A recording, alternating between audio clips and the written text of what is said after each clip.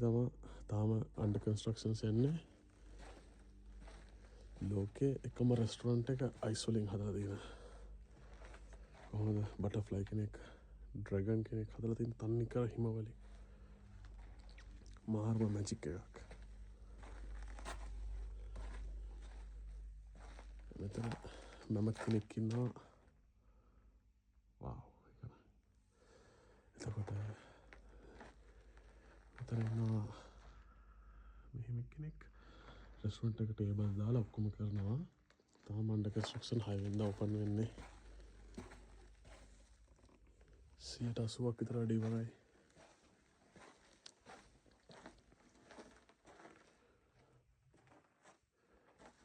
80ක් විතර වැඩ ඉවරයි ඔක්කොම මේ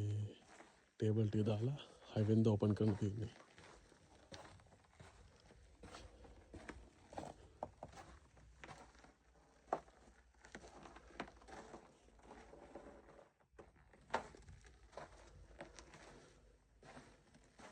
තමයි කොහොමද තියන්නේ ස්කෙච් එකක් තියෙනවා මෙතන ඒක හදලා තියන්නේ මෙන්න මෙතන තියෙන්නේ ස්කෙචස් ඔක්කොම හදලා තියන්නේ